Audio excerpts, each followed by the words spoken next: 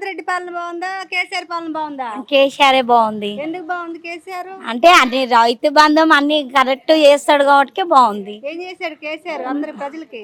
అయితే మళ్ళీ ఒకసారి రుణమాఫీ అన్నాడు, అది లేదు ఇది లేదు. ఇప్పుడు ఈయన వచ్చిందంటే మళ్ళీ రెండు బంద్ అయినాయి. ఎవరైనా ఇప్పుడు ఈ రేవంత్ రెడ్డి ఏమి 2 సార్లు మాఫ్ చేసిండు కేసీఆర్, ఈయన ఒక్కసారి కూడా కేర్ చేయలేదు. 2 లక్షలు అన్నాడు, 2 లక్షలు కూడా బంద్ అయ్యింది. రేవంత్ రెడ్డి ఫ్రీ బస్ ఇచ్చాడు. ఫ్రీ బస్ ఇస్తేనే అందరు ఆడలు కొట్టుకొని చావాలి. ఇంకేముంది? 2-3 వేలు మిగులుతున్నాయి అంట. ఏం మిలుగుతాయి అమ్మా, ఏం మిలుగుతాయి? మిలగడానికి మంచిగా అన్ని ఊర్లకు పోవచ్చు. ఏం పోతావు ఊర్లకి? ఏం పోతావు నాకు చెప్పు. ఏమన్నా పోతున్నావు ఊర్లకి? ఏడ పోతున్నావు? ఈ పిల్లల్ని ఈ జల్లెల్ని అనేది తీసుకొని అదొకటే బస్సు, అది సగం బస్సులే, ఫుల్ బస్సులు వేయనే లేదా. ఏడేసిండు బస్సులు కూడా. ఇక్కడ ఇది చేసిండు చెప్పు. ఆయన ఉన్నాడు కాబట్టి ఏదో ఒకటి అటు ఇటు కానీ కళ్యాణం పైసలు కూడా కరెక్ట్ ఇస్తున్నాడా? ఏడే వస్తుంది, రానే లేదు. మొన్న ఏం చేసినాం అంతే చేసినాం, తులం బంగారాన అస్సలు లేదు. ఏడొచ్చింది? మరి మహిళలకు 2500 వచ్చినాయా? రాలేదు. నేను చెప్తున్నా కదా, చీరలు అన్నాడు, అన్ని అన్నాడు. ఏడే వచ్చినాయి నాకు చెప్పు. బతుకమ్మ చీరలు ఏడిచ్చిన్నారు? మహిళా సంఘంలో నేను కూడా ఉన్నా. ఏడొచ్చినాయి? అస్సలు రాలే. ఏ వర్షాలు పడతా ఉన్నాయి, సగము ఆగమాగం. ఏంది రైతులు ఏమున్నది చెప్పు? రైతులది ఏముంది? మేము కూడా రైతు బిడ్డమే, కాదంటలేను. సగంలో సగం లేదు. అలా ఏంది? ఇప్పుడు ₹1,00,000 పెడితే 50,000 కూడా వస్తావో రావో కరెక్ట్. పత్తి పెట్టిన ఆగమాగం అయిపోయింది. ఏముంది పత్తిలా? ఇప్పుడు 2 లక్షలు అన్నాడు, ఒక్కసారి కూడా మాపు కాలే నాకు తెలుసా. ఏం మాపైనాయి? ఉన్నోనికే పెడుతుండు కానీ లేనోనికి పెడతలే. ఏం పెడుతుండు ఆయన? పెట్టడం కూడా అంది. కరెంటు గ్యాస్ ఫ్రీయా? గ్యాస్ ఫ్రీ కాదు, కరెంటు ఫ్రీ, గ్యాస్ అస్సలు లేదు. ఉన్నదే ఉన్నది గ్యాస్. 500 ₹5 అని కూడా కాదడ. వేసే పైసలు వేస్తూనే ఉన్నాం, తెచ్చుకుంటూనే ఉన్నాం అంతే. అన్ని ఫ్రీ అని ఏం చెప్పలే. గాలి వాళ్ళు బస్సు ఒక్కటే ఫ్రీ చూడు, అది ఆడోళ్ళు కొట్టుకోవడానికి తప్ప ఏం పనికి రాలే ఆ బస్సు కూడా.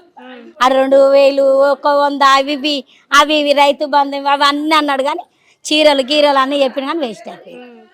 యూరియా కోసం క్యూ లైన్ లో నిలబడుతున్నారంట రైతులు, అవునా? మరి నిలబడతారమ్మా, కష్టం అది, కష్టపడతారు కాబట్టి ఏమి ఆదాయం కూడా లేదాడ. యూరియా ఇస్తున్నారా మరి? మరి ఏమి ఇస్తాడని పల్లె గొంపల వస్తున్నారు అనుకున్నావా? బెదిరుకొని అక్కటోళ్ళు అక్కని వెళ్ళిపోతారు కానీ ఎవరు రావట్లే. అది అసలు ఏమన్నా అడుగుతారేమో, పల్లెటూరు వాళ్ళు ఏమన్నా అడుగుతారేమో, నన్ను ఇది చేస్తారేమో అని రాడు. పల్లెటూరుకి అస్సలే రాడు. పోయింది హైదరాబాద్లో ఒకటి, బాబ్నార్ ఒకటి, నారంపేట ఒకటి, ధన్వాడ, అంతకన్నా ఎక్కువ లేదు. చిన్న చిన్న పల్లెటూళ్ళకి రామాను వస్తాడేమో. ఏంది ఇంకా వేయలేదు కదా, మొన్న వేసినాం ఓట్లయితే వేసినాం. ఓట్లు వేస్తే కూడా రోడ్ వస్తుంది, అది వస్తుంది, ఇది వస్తుంది అని వేయించుకునే గెలిపించుకునే పాయే. ఏం అడుగుతాం?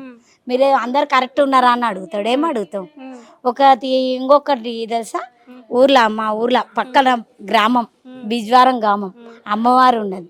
దానికి కూడా రోడ్డుకి వేల మంది వస్తారు, లక్షల మంది వస్తారు.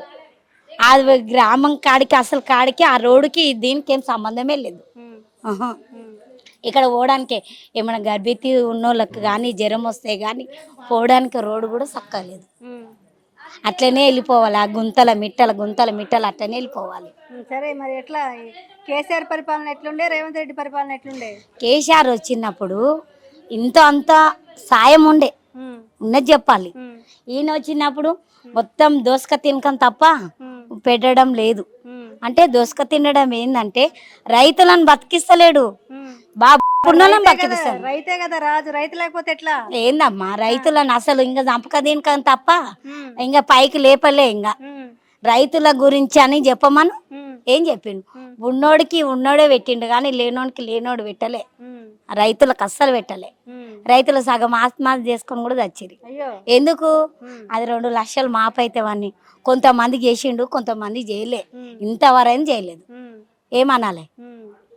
రేవంత్ రెడ్డి అని కరెక్టే వేస్తే కరెక్ట్ వేయాలి, లేదంటే దిగిపోమని చెప్పాలి.